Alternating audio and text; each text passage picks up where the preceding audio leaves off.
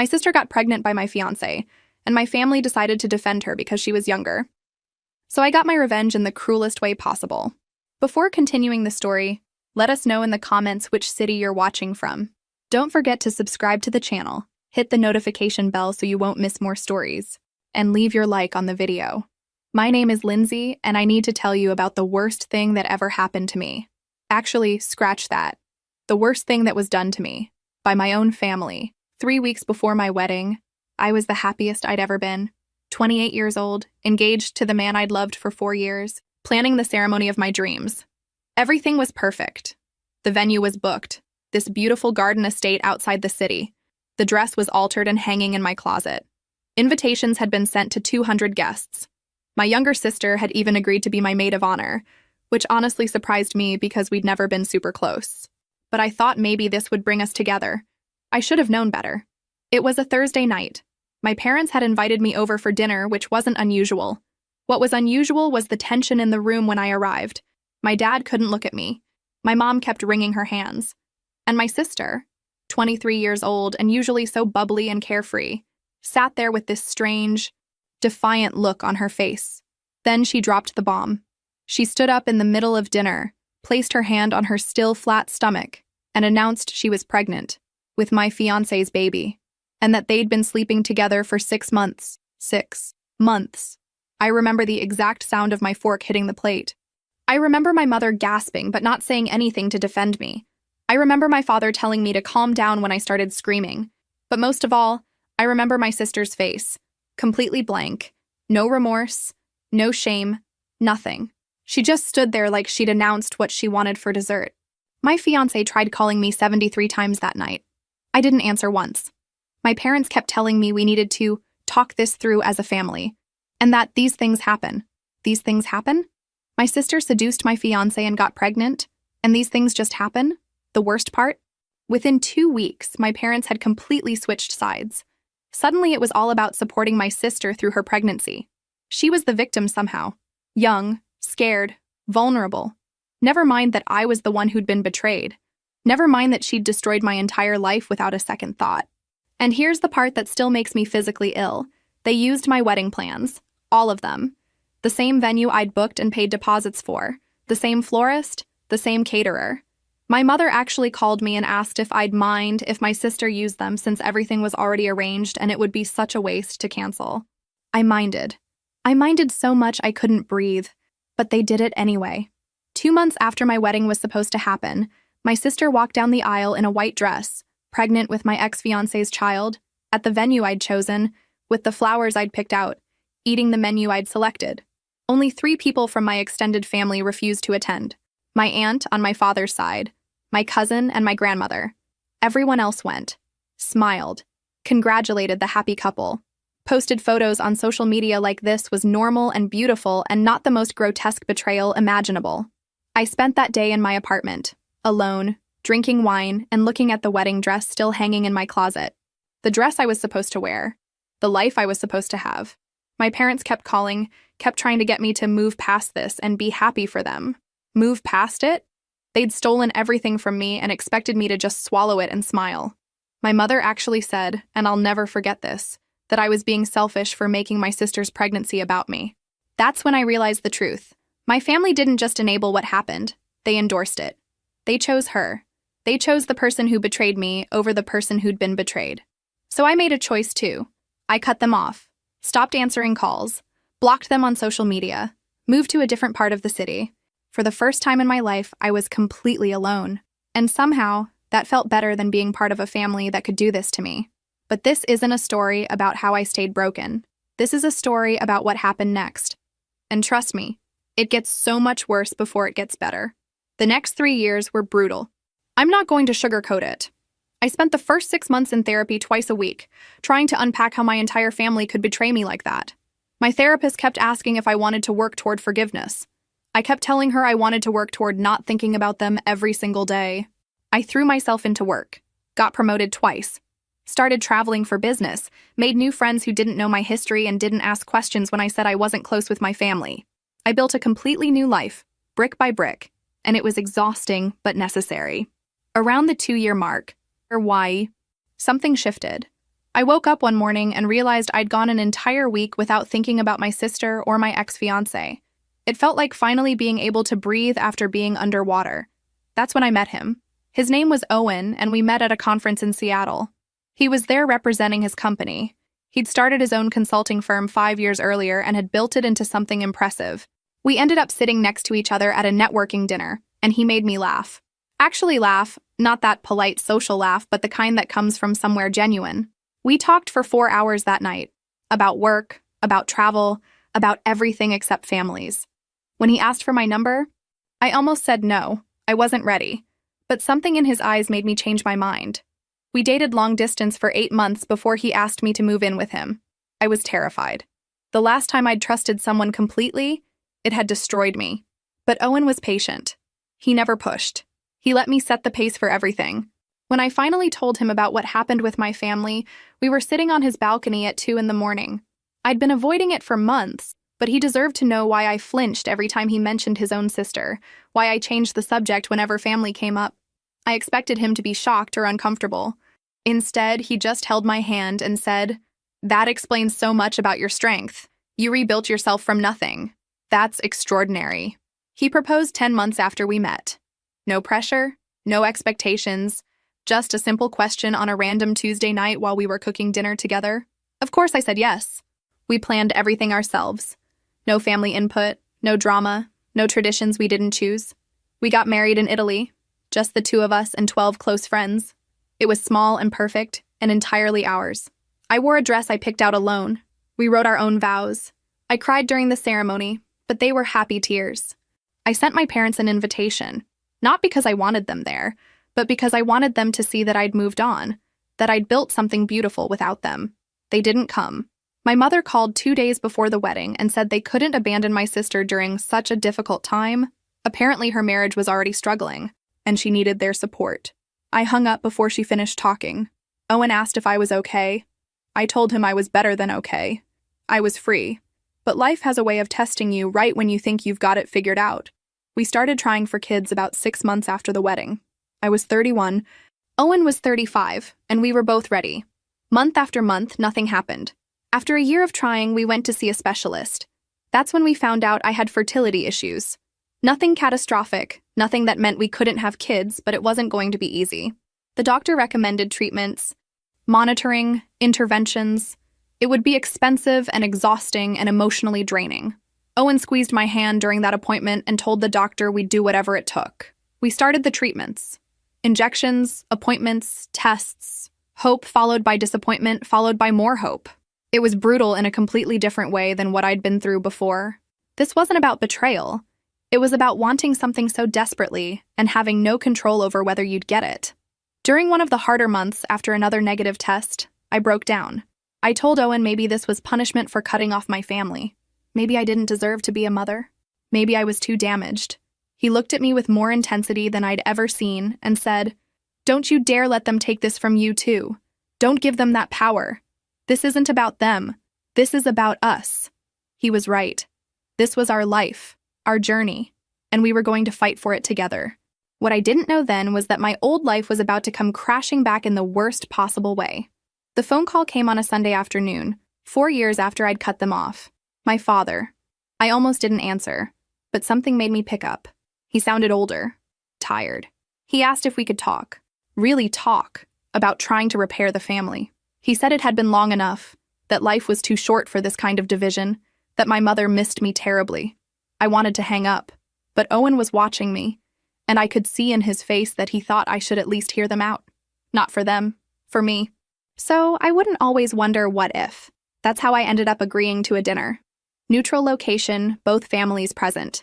My parents, my sister, and her husband, yes, they'd actually gotten married, and Owen and me. The restaurant was expensive and quiet, the kind of place where people don't make scenes.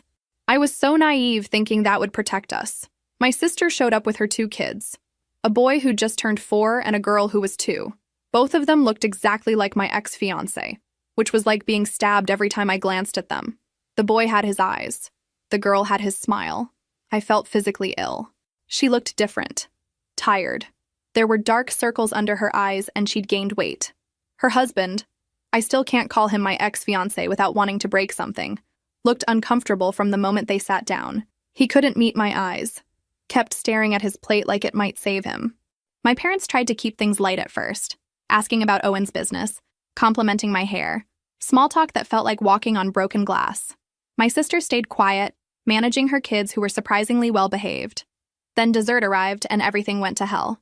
My mother asked, in that careful tone people use when they're pretending something isn't loaded, if Owen and I were planning to have children soon. Before I could answer, my sister laughed. Actually laughed. "Good luck with that," she said, cutting her son's cake. "I heard you were having trouble. That must be so hard, wanting something you can't have." The table went silent. Owen's hand found mine under the table, squeezing so hard it hurt. "Excuse me?" I managed to get out. She looked up, feigning innocence. "What? I'm just saying it must be difficult, especially at your age. I mean, I got pregnant the first time just thinking about it. All 3 times, actually." "3 times? You're pregnant again?" my mother gasped. Delighted. My sister smiled, placing her hand on her still flat stomach. 12 weeks. We were going to announce it later, but yes. Another boy. We're so blessed. I felt like I was going to be sick. Owen's jaw was clenched so tight I thought his teeth might crack. "That's wonderful news," my father said, shooting me a look that clearly meant I should say something supportive. I couldn't. I literally couldn't form words. My sister wasn't done. She turned to Owen. "You must be so patient. I mean, if my husband couldn't give me children, I don't know what I'd do. But I guess when you really love someone, you stick it out, right?" It was the way she looked at him when she said it. The slight smile. The implication. Owen stood up so fast his chair scraped against the floor. "We're leaving." "Oh, come on," my sister said. "I was just making conversation. Don't be so sensitive." My mother reached for my arm. "Please, let's not ruin the evening. Your sister didn't mean anything by it. You know how she is. She just speaks without thinking sometimes." That excuse. That same excuse they'd been making for her my entire life. Something inside me snapped. I didn't sit back down. I stood there looking at my sister, really looking at her for the first time in years, and saw exactly what she was. Not my family. Not someone who'd made a mistake. A person who'd deliberately destroyed my life and felt absolutely nothing about it. "You want to talk about sensitivity?" I said quietly. Too quietly. "Let's talk about it. Let's talk about how you seduced my fiancé 6 months before my wedding. Let's talk about how you got pregnant and announced it like you'd won some prize. Let's talk about how you stole my wedding, my venue, my plans, everything. And nobody in this family said a single word to stop you." "Lindsay," my father warned. "No. I'm done being quiet. I'm done being the reasonable one. I'm done pretending any of this is okay." I turned to my parents. "You chose her. The moment she announced that pregnancy, you chose her. You didn't ask if I was okay. You didn't defend me. You just decided I should get over it and move on because it was easier than holding her accountable." My mother had tears in her eyes. "We were trying to keep the family together. By sacrificing me? By using my wedding plans for her? By expecting me to just swallow it and smile?" I laughed, but it came out harsh. "You didn't keep the family together. You cut me out and pretended that was the same thing." My sister rolled her eyes. "God, are you still on about that? It's been years. Get over it." "Get over it?" I repeated. "You destroyed my life. You betrayed me in the worst way possible. And you've never once apologized. Not once. Because I'm not sorry," she said simply. Her husband tried to grab her arm, but she shook him off. "You want to know the truth? He was never really yours. If he was, he wouldn't have come to me. Men don't cheat unless they're not getting what they need at home." Owen moved to stand next to me, his presence solid and grounding. "We're done here." But my sister wasn't finished. She looked Owen up and down in a way that made my skin crawl. "You know, if you ever get tired of waiting around for damaged goods, you know where to find me. I'm clearly very fertile." The table erupted. My father stood up, my mother gasped. Owen's face went dark with rage. But before anyone else could speak, I laughed. Really laughed, the kind that comes from somewhere bottomless. "You think that was flirting?" I said to my sister. "You think that makes you desirable? You're pathetic. You stole my fiancé because you couldn't stand that I had something you didn't. And now you're sitting here, pregnant with your 3rd child, in a marriage that's clearly falling apart, trying to seduce my husband because you still can't stand that I'm happy." Her husband was staring at her in horror. "Good. Let him see who he'd really married. You want to talk about damaged goods?" I continued. "Look in the mirror. You're 27 years old, stuck with a man who barely looks at you, raising kids in a family that's built on betrayal. Your own son is going to grow up knowing his father cheated on his aunt to be with his mother. That's going to be his origin story. Good luck explaining that. That's enough, my father said. But his voice had no force behind it. I turned to him. You're right. It is enough. I'm done. I came here tonight because you asked me to. Because some small part of me hoped you'd finally take responsibility for what you enabled.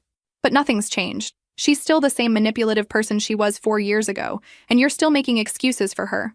I looked at her husband, that man I'd once thought I'd spend my life with. He was staring at his plate, red-faced and silent. And you don't even have the courage to speak.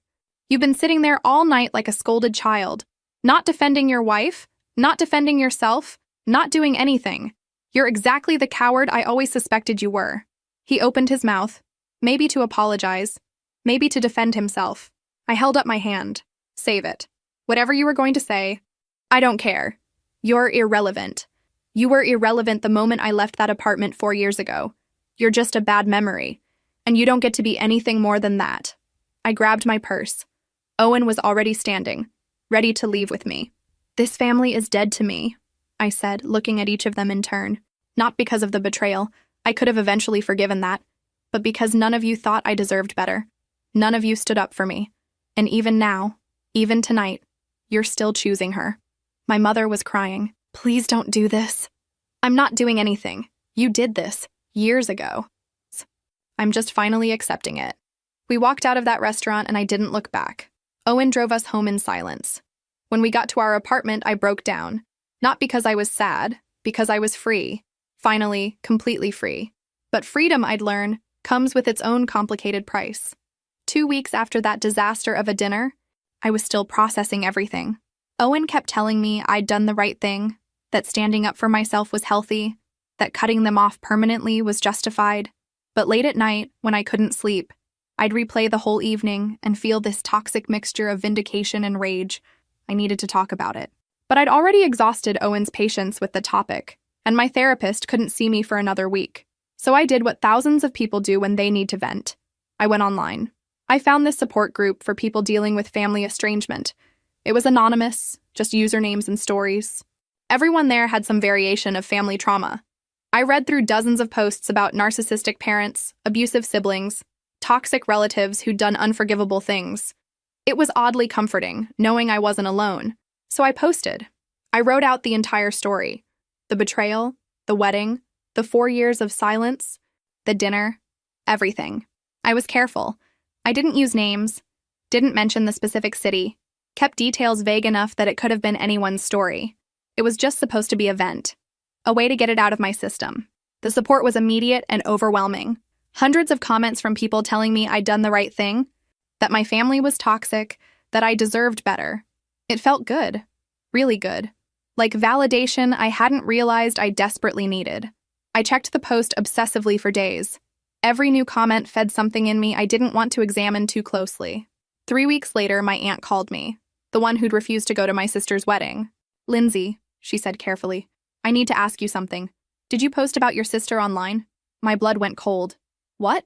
There's a story going around town about a woman who got pregnant with her sister's fiancé and stole her wedding. Everyone's talking about it.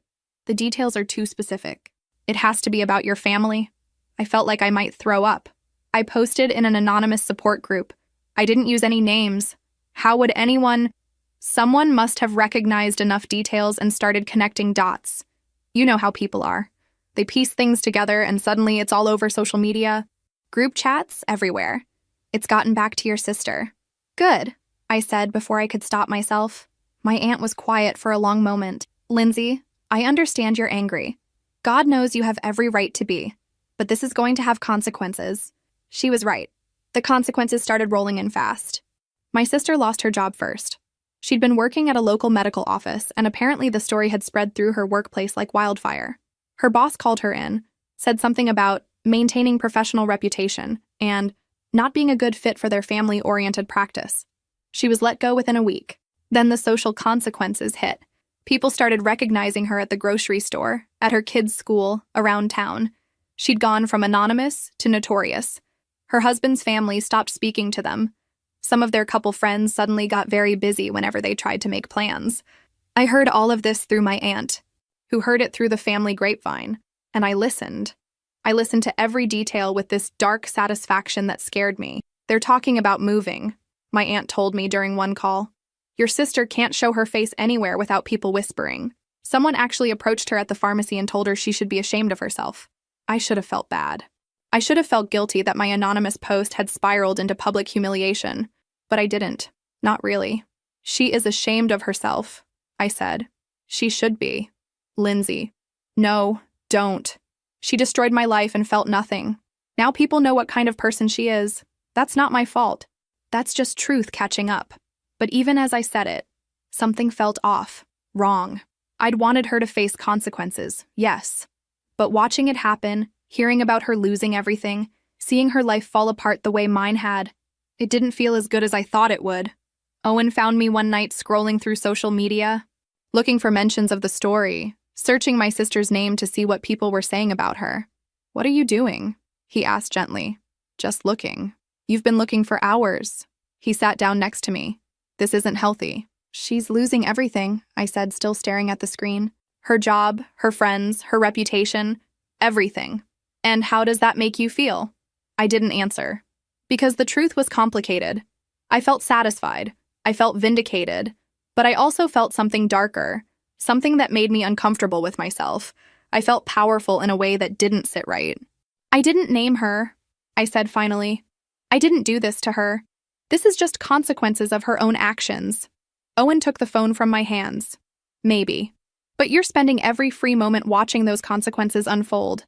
That's not moving on. That's obsession." He was right. I knew he was right. But I couldn't stop. My sister tried to sue me. That's how desperate things got for her. She hired a lawyer and filed a defamation lawsuit, claiming I'd posted lies about her online that had destroyed her reputation and caused her to lose her job. The lawyer sent an official letter to my address. Somehow she'd tracked down where I lived, which was creepy in itself. Owen and I consulted with an attorney. He read through everything, looked at my anonymous post, and basically laughed. "She has no case," he said. "First, you never named her. Second, truth is an absolute defense against defamation. Third, she'd have to prove that your post directly caused her specific damages, which is nearly impossible when it was anonymous and the spread was organic. The lawsuit never even made it past preliminary filing. The judge threw it out. Not enough evidence, no direct connection, case dismissed. When my aunt told me, I felt this rush of triumph. She'd tried to come after me legally and failed. It was another loss for her, another win for me. But that same week, something else happened. Something that should have been purely joyful. I got pregnant. After 2 years of treatments, failed attempts, hormones, disappointments, finally 2 lines on a test. I stared at it in the bathroom for 10 minutes straight, crying, unable to believe it was real. When I showed Owen, he picked me up and spun me around, and we both cried together. This was everything we'd wanted, everything we'd fought for. We were going to have a baby. I should have been the happiest person alive. Instead, I found myself obsessively checking social media for updates about my sister. It became a compulsion. Every morning, every night, sometimes multiple times during the day. I'd search for her name, look at her profiles, scroll through comments and gossip pages. I needed to know what was happening to her. If things were getting worse, if she was suffering enough. Owen noticed. Of course he noticed. 3 weeks after we found out about the pregnancy, he came home from work and found me on my laptop, deep in some discussion thread about my sister. Again. He closed the laptop. Not aggressively, but firmly. "We need to talk." I knew that tone. "About what?" "About the fact that you're pregnant with our child, and you're spending more time obsessing over your sister than celebrating this miracle we've been given." "I'm not obsessing." "Yes, you are. You check her social media every day. Multiple times a day. You're in these gossip groups, reading every comment, tracking every consequence. You're consumed by watching her life fall apart. She deserves it," I said defensively. "Maybe, probably, but that's not the point." He sat down next to me. "The point is that she's still controlling your life. You cut her off 4 years ago, but she's more present now than ever because you can't stop watching her destruction. That's not fair. Isn't it?" He took my hand. "Lindsay, you're pregnant. We're having a baby. This is supposed to be the happiest time of our lives. But every time I look at you, you're on your phone or your laptop monitoring her. She's stealing this joy from you, and you're letting her." I wanted to argue, but tears were streaming down my face because I knew he was right. I just need to know she's facing consequences, I whispered. After everything she did, I need to know she's suffering the way I suffered. And then what? What happens after she's suffered enough? Will that fix what she took from you? Will that give you back those 4 years? Will that make you happy? I couldn't answer. He pulled me into his arms. You're pregnant with our son, Lindsay, and I'm terrified that when he's born, you're going to be so busy watching her that you'll miss being present for him. That hit me like ice water. The thought of holding my baby while secretly checking my phone to see if my sister was still suffering, it made me feel sick. I don't know how to stop, I admitted. I know, but you have to try. Because this obsession, it's not justice. It's not healing. It's just another form of letting her control you. That night, I lay awake thinking about what he said. I thought about my sister losing her job, being gossiped about, struggling. And I thought about the satisfaction I'd felt hearing about it.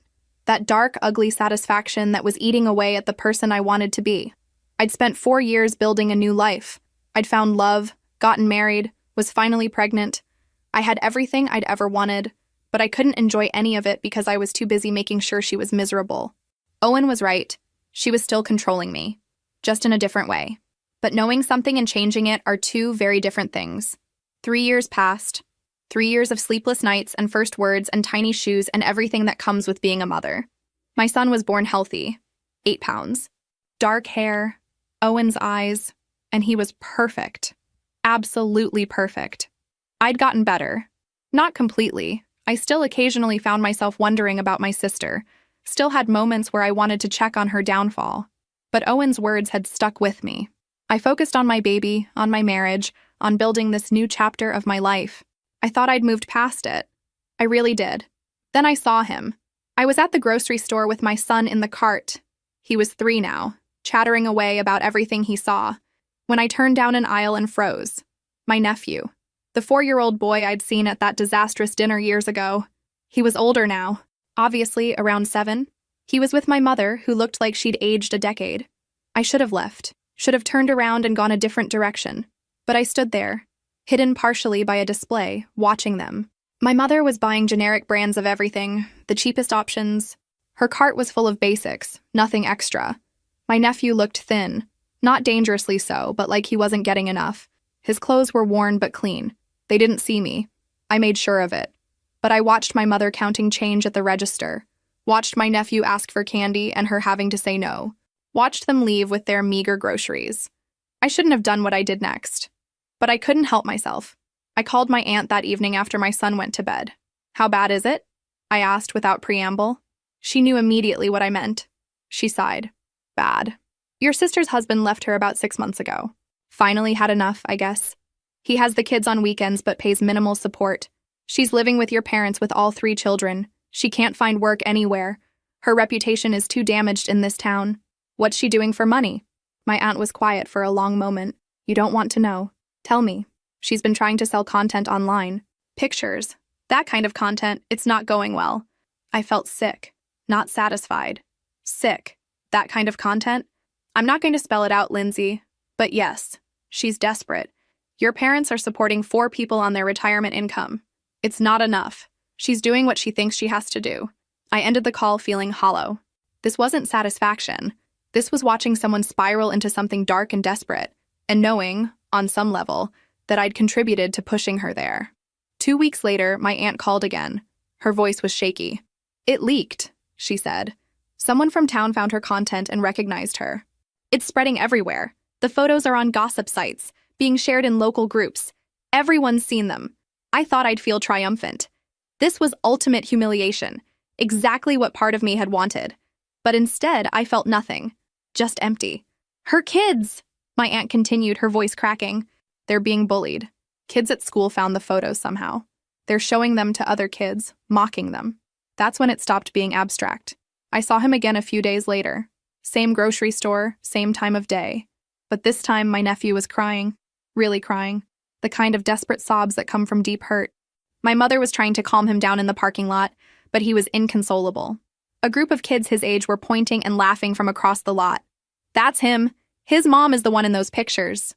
I stood by my car, my own son oblivious in his seat, and watched my nephew fall apart. Watched him scream at those kids. Watched my mother trying to shield him. watched the other parents pull their children away while shooting disgusted looks at my mother.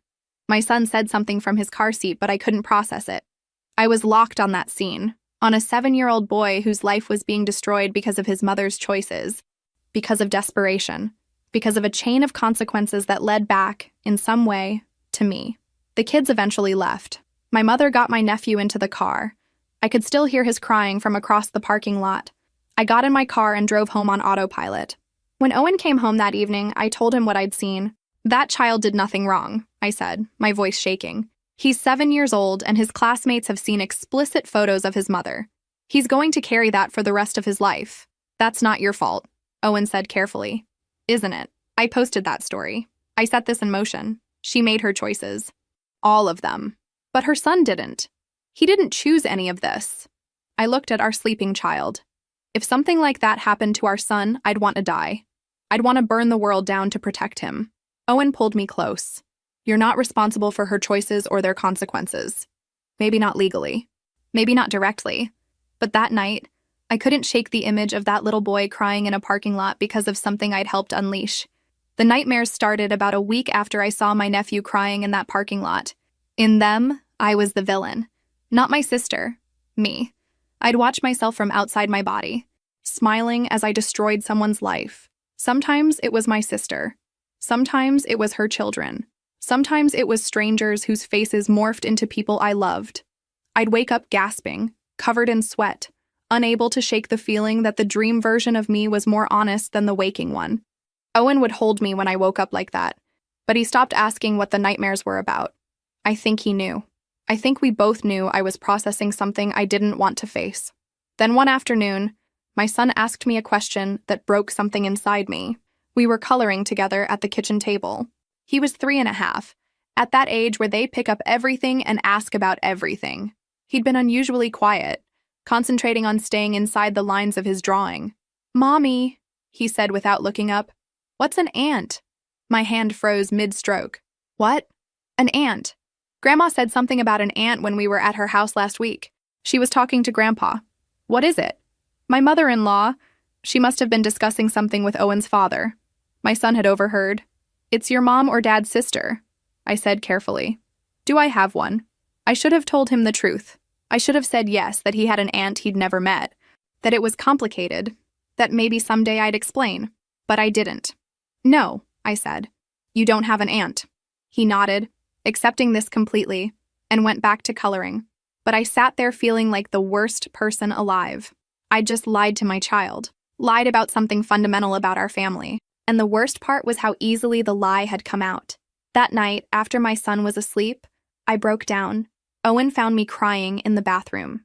"I told him I don't have a sister," I said. "He asked about aunts and I lied to him. I looked my son in the face and lied." Owen was quiet for a long moment.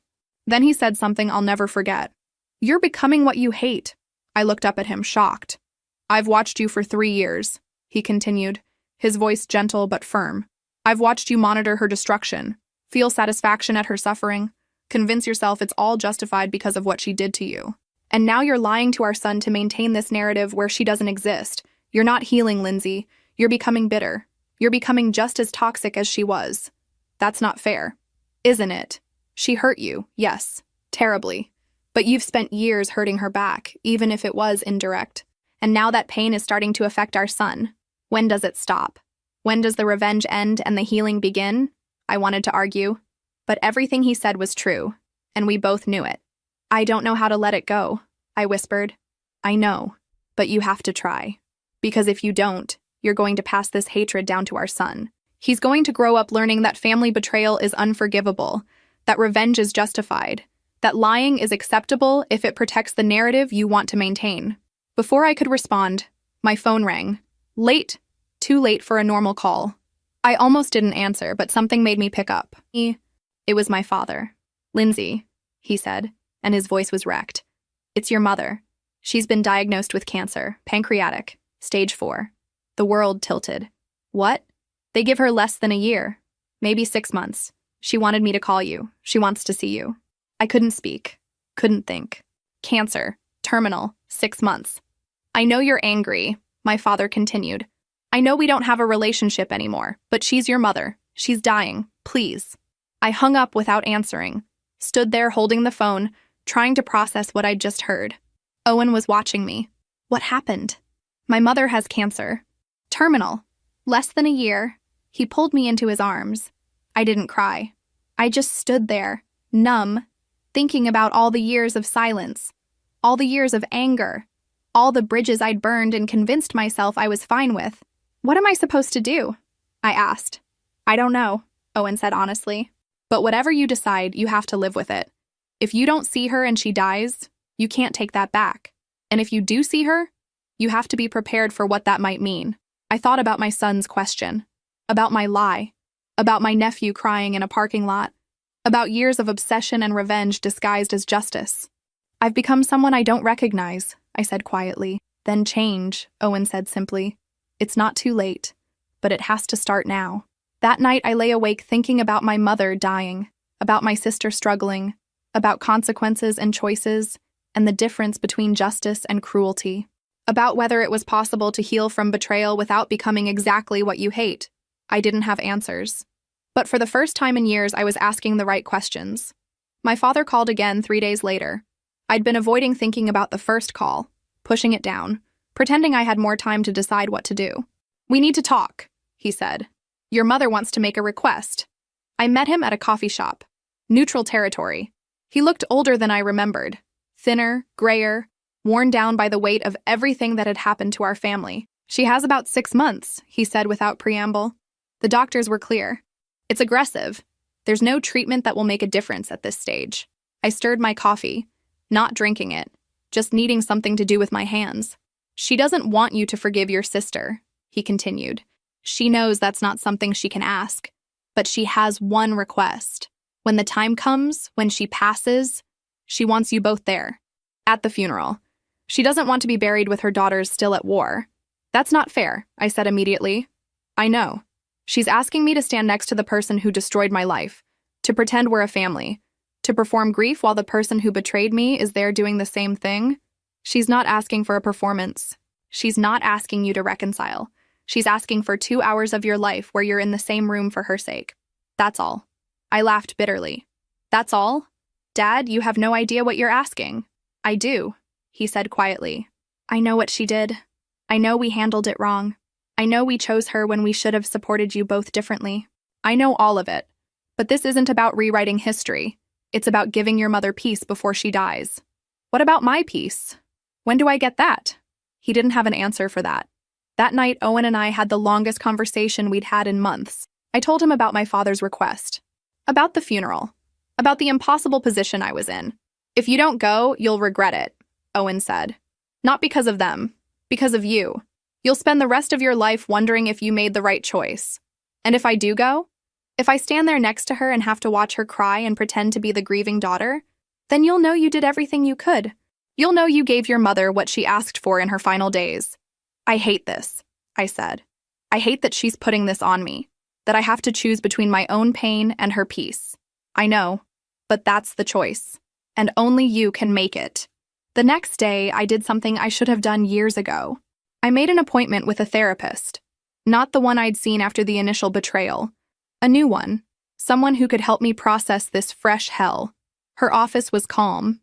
Neutral colors, soft lighting, a box of tissues strategically placed. I told her everything. The betrayal, the wedding, the years of silence, the dinner, the post that leaked, my sister's downfall, my nephew crying, the nightmares, the lie to my son, and now this impossible request. She listened without judgment, taking occasional notes. What do you want? She asked when I finished. I don't know. That's not true. You might not want to admit it, but somewhere inside you know what you want. I was quiet for a long time. I want it to stop hurting. I want to be able to think about my family without feeling this rage. I want my son to grow up without inheriting this darkness. I want to be free of her, of all of them. And you think seeing your mother before she dies will give you that? I don't know. Maybe. Or maybe it'll just hurt more. There's no right answer here, the therapist said gently. But consider this. What will haunt you more? Going and risking pain? Or not going and living with that question forever? That night, I sat down and wrote a letter to my sister. I don't know why. I wasn't planning to send it. but I needed to get the words out. I wrote about the betrayal, about how it had destroyed me, about the years of anger and obsession, about watching her life fall apart and feeling satisfied, then feeling sick about that satisfaction, about seeing her son crying and realizing that revenge doesn't heal anything. It just creates more pain. I wrote that I didn't forgive her, that I might never forgive her, but that I was tired. Tired of hating her. Tired of watching her suffer. Tired of letting what she did control my entire existence. I sealed the letter and put it in my desk drawer. I didn't know if I'd ever send it, but writing it felt like something. 3 days later, I called my father. "I'll see her," I said. "Mom, I'll visit her in the hospital, but I'm doing it for me, not for you or for her or for some fantasy of family reunion. I'm doing it because I need to know I did everything I could before it's too late." "Thank you," he said, his voice breaking. "I'm not promising anything beyond that visit. I'm not promising I'll come to the funeral. I'm not promising I'll ever speak to you or my sister again after this. I'm just promising this one visit. That's all we're asking." But we both knew that wasn't true. This one visit would lead to more requests, more pressure, more complicated emotions. But I'd deal with that when it came. For now, I was taking one step. Just one. Not for them. For me. The hospital smelled like antiseptic and desperation. I'd been in hospitals before, for my son's birth, for routine appointments. But this felt different, heavier. Like the building itself knew why people came here and mourned with them. I was supposed to meet my father in the lobby at 2 o'clock. He'd take me to my mother's room. Controlled visit, limited time, no drama. That was the plan. But plans never work out the way you think they will. I got there early, anxious and unable to wait at home any longer. Owen had offered to come with me, but I needed to do this alone. I sat in the waiting area, mindlessly scrolling through my phone, trying not to think about what I'd say to my mother. Then I heard a child's voice. "Grandpa, I'm scared." I looked up. My nephew. The 7-year-old I'd seen crying in that parking lot. He was sitting across the waiting room with my father, wearing clothes that looked too big for him, his face drawn and pale. Next to him was my sister. We saw each other at the same moment. Her eyes widened. Mine probably did too. Neither of us had expected this. My father looked between us, clearly panicking about the accidental encounter. For a long moment, nobody moved. Nobody spoke. We just stared at each other across a hospital waiting room, years of pain and anger and betrayal hanging in the air between us. My sister looked terrible. Not in a petty, satisfying way, in a genuinely concerning way. She'd lost weight. Her hair was pulled back messily. There were dark circles under her eyes so pronounced they looked like bruises. She looked defeated, broken. Her other 2 children weren't there, probably with their father for the weekend. Just her oldest son, the one born from my betrayal, sitting there terrified about his dying grandmother. And then he looked at me, really looked at me. I saw the recognition in his eyes, the way children process new information by examining faces. "Dad," he said quietly, tugging on my father's sleeve. "Who is that lady?" My father's face went pale. "You're my aunt," the boy said suddenly, his eyes going wide. "Aren't you? You look like Mom, and Grandpa talks about 2 daughters sometimes." The waiting room went silent. My sister had tears streaming down her face. My father looked like he wanted to disappear. And I stood there, frozen, staring at this child who'd just realized he had an aunt he'd never known about. "Yes," I said finally, my voice barely above a whisper. "I'm your aunt. Why haven't I met you before?" It was such a simple question, such an innocent question, and there was no good answer. "It's complicated," I managed. "Did you and Mom have a fight?" My sister made a sound, something between a sob and a gasp. She stood up abruptly. I need some air." She practically ran toward the hallway, her shoulders shaking. My father started to go after her but stopped, looking torn between his daughter and his grandson. The boy looked confused and scared. "Did I say something wrong?" "No," I said quickly. "No, you didn't say anything wrong. I should have left, should have walked away.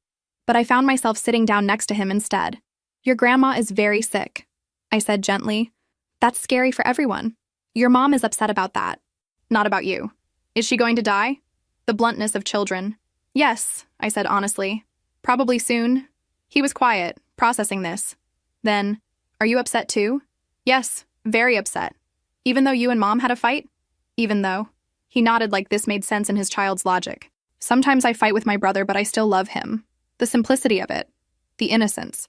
He had no idea about the magnitude of what had happened between his mother and me. To him, it was just a fight between sisters that had gone on too long. "That's very wise," I said. My sister came back then.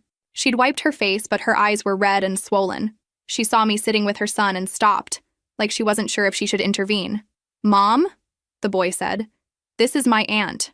Her name is—" He looked at me, realizing he didn't know. "Lindsay," I said. "Lindsay," he repeated. "That's a nice name." My sister and I locked eyes. For the first time in 7 years, we really looked at each other, not with anger, not with hatred, just with the weight of everything we'd done to each other, everything we'd lost, everything we'd destroyed. She looked like she wanted to say something. I probably did too, but neither of us spoke. My father cleared his throat. "Your mother is asking for you, both of you." Both. Of course. This had been the plan all along, hadn't it? Get us both here, force us into the same space. My sister picked up her purse. "Come on," she said to her son, then to me. "You go first, I'll wait." "No," I heard myself say. "We'll go together." It wasn't forgiveness. It wasn't reconciliation. It was just exhaustion. Exhaustion with the fighting, with the hatred, with carrying this weight. We walked down that hospital corridor side by side, not speaking, not looking at each other, but together.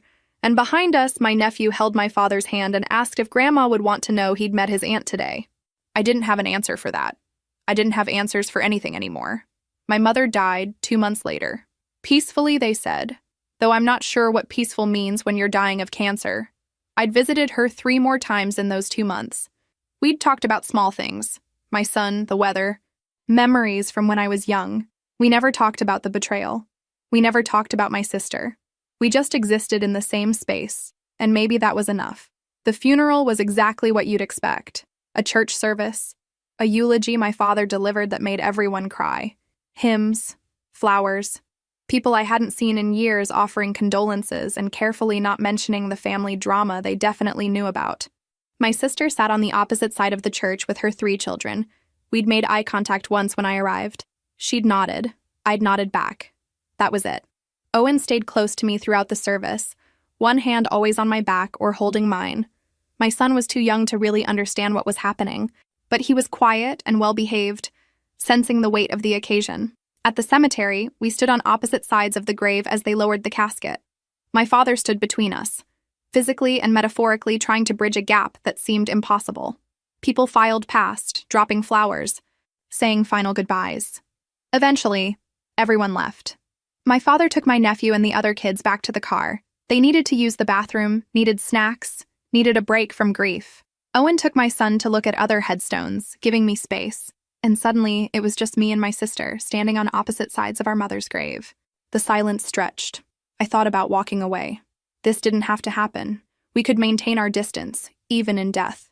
But then she spoke. "I destroyed everything." Her voice was barely audible. "I know that. I've known it for years. I don't expect your forgiveness. I don't deserve it." I looked at her across that fresh grave. Really looked at her. She was 30 years old, but looked 40. Life had been brutal to her in ways that showed. "I became you," I said, surprising myself. "Trying to destroy you. I became exactly what I hated." She looked up, confused. "That post," I continued. "The one that leaked. I did that. I knew what would happen. Maybe not the specific details, but I knew it would hurt you. I wanted it to hurt you. I deserved it. Maybe. But here's the thing. I knew about the photos. When they leaked. I found out before most people. I could have warned you. Could have tried to help you take them down before they spread too far. But I didn't. I made a choice to let it happen. To let you suffer." She was crying now, silent tears streaming down her face. "I watched you lose everything," I said. "Your job, your reputation, your marriage. And I felt satisfied. I told myself it was justice, but it wasn't. It was revenge. And the worst part is—" My own voice broke. "The worst part is I didn't care who else got hurt. Your kids. Your son. I saw him crying in that parking lot because other kids had seen those photos of you, and even then, part of me thought you deserved it." "I did deserve it," she whispered. "But you're right. My son didn't. None of my kids deserved to suffer because of my mistakes." We stood there, both crying now, on opposite sides of our mother's grave. "I can't forgive you," I said. "Not yet. Maybe not ever. What you did, it changed me. It broke something in me that I don't know if I can fix. I know, but I can't keep doing this. This hatred, this obsession with your destruction, it's poisoning me. It's affecting my marriage, my son, my entire life. I've become someone I don't recognize. Someone cruel. She wiped her face. I'm sorry. I've been sorry for years, but I didn't know how to say it. Didn't think I had the right to say it. I destroyed your life because I was jealous and selfish and stupid. And I've spent every day since then paying for it. Your kids shouldn't have to pay for it too. No, they shouldn't, but they are. My oldest knows the story now. Kids at school made sure of that. He knows his father was engaged to you. He knows I'm the reason you don't talk to us. He's 7 years old and he carries that shame. I thought about my own son, about the lie I'd told him, about the legacy of pain we were passing down. I pulled the letter from my purse, the one I'd written months ago. I'd been carrying it since then, not sure what to do with it. This is for you, I said, walking around the grave to hand it to her. I don't know if it'll help. It's not forgiveness. It's not reconciliation. It's just acknowledgement of what happened, of what we both did to each other, of where we are now. She took it with shaking hands. Can I read it? Not now. Later, when you're alone. She nodded, holding the letter like it was something fragile. Thank you for being here today, for talking to me. I know how hard this must be. It is hard. It's the hardest thing I've done in years, but it's necessary. Will I see you again? After today? I didn't know how to answer that. I don't know. I need time. I need to figure out who I am when I'm not consumed by anger at you. That's fair. She paused. Your son is beautiful. I saw him at the service. He looks like you. Thank you. Your kids. They seem good. Resilient. They're surviving. That's about all I can manage right now. We stood there awkwardly, not sure how to end this conversation. Not sure what came next. I should go, I said finally. Owen's waiting. My son will be getting restless. Of course. Lindsay. She stopped, swallowed. Thank you. For the letter. For today. For not hating me quite as much as you should. I do hate you, I said honestly. But I'm trying not to let it define me anymore. I walked away then, back to Owen and my son. Back to my life. As I walked, I heard her crying again, alone at our mother's grave, holding a letter that contained years of pain distilled into a few pages. It wasn't healing, it wasn't closure, but it was a first step toward something, toward not being enemies, even if we'd never be sisters again. 3 years have passed since my mother's funeral. 3 years of carefully maintained distance, of healing that happens so slowly you barely notice it until you look back and realize how far you've come. I never told my sister about the money. Every month I transfer funds to my father's account with specific instructions. For the kids' school supplies, clothes, activities. He knows it's from me. She doesn't. It's easier that way. I'm not doing it for her. I'm doing it for those 3 children who didn't ask to be born into this mess. My sister got a job about 6 months after the funeral. Nothing glamorous. She works at a warehouse doing inventory. It's honest work. She lives in a small apartment now, alone. The kids stay with her during the week and with their father on weekends. From what my father tells me, she's in therapy. Weekly sessions, working through everything, trying to become someone different, someone better. I'm in therapy too. Therapy. Once a month now, down from twice a week. We talk about forgiveness, about healing, about letting go of the need to control everything, about being a better mother to my son by not passing down the darkness of my past. My father lives alone in the house I grew up in. It's too big for him now, full of memories and ghosts. My sister visits on Tuesdays. I visit on Thursdays. We never overlap. It's an unspoken agreement, a boundary we both respect. Until his birthday. My father turned 70 this year. Owen convinced me we should go to the party he was having. Small, just family, nothing dramatic. I almost said no, but my son asked if we were going to see Grandpa, and I couldn't think of a good reason to refuse. We showed up at 1 o'clock. My sister and her kids were already there. The moment I walked in with Owen and my son, everything got quiet. Not uncomfortable, just careful. Everyone aware of the fragility of the moment. My sister was in the kitchen helping set up food. She looked up when we entered, and for a split second, I saw fear in her eyes. Fear that I'd leave. Fear that my presence meant conflict. Fear that we were about to ruin our father's birthday. I nodded at her. She nodded back. And that was it. Our kids gravitated toward each other immediately, the way children do. My 6-year-old son and her 10-year-old started playing with some building blocks. Her younger two joined in. They laughed and built towers and knocked them down, completely oblivious to the history that separated their mothers. My sister and I stayed on opposite sides of the room. We didn't speak directly, but we were civil to each other through our father. Could you pass this to your sister? Tell her thank you for bringing the cake. Small interactions, mediated, safe. At one point, my nephew, the oldest, the one I'd met in the hospital, came up to me. "Hi, Aunt Lindsay," he said shyly. My heart clenched. "Hi. Your son is really nice. Can we be friends?" I looked over at my sister. She was watching us, her expression unreadable. "Yes," I said. "You can be friends." Later, after cake and presents and awkward small talk, I found myself standing in the backyard watching all the kids play together. My sister came out a few minutes later, stood about 10 feet away from me, and watched them too. For a long time, neither of us spoke. Then she said quietly, "Thank you." "For what?" "For the money. I know it's from you. Dad's terrible at keeping secrets." I didn't confirm or deny it. "My therapist says I need to accept help without analyzing the motives behind it," she continued. "That's hard for me, but I'm trying. So, thank you. It's helped. It's for the kids." "I know, but still." We watched my son teach her daughter how to do a cartwheel. She was terrible at it, but he was patient, demonstrating over and over. "They don't know," my sister said. "About us. About everything that happened. I haven't told them. Neither has my son. He knows he has an aunt and cousins, but not the whole story. Maybe they never need to know. Maybe we can let them just be cousins. Let them have what we destroyed." I thought about that. About the weight of family history. About cycles of pain and revenge. About whether it was possible to break those cycles. "We'll never be sisters again," I said. It wasn't cruel, just honest. "I know, but we don't have to be enemies either." She looked at me then, really looked at me. "No, we don't. I don't forgive you. I don't know if I ever will. I don't deserve your forgiveness. But I don't hate you anymore. Not the way I used to. I'm just tired. Tired of carrying it." "Me too." My son called out then, asking me to watch him do something. I waved, told him I was watching. When I looked back, my sister had moved slightly closer. Not much. Just enough that we were standing together rather than separately.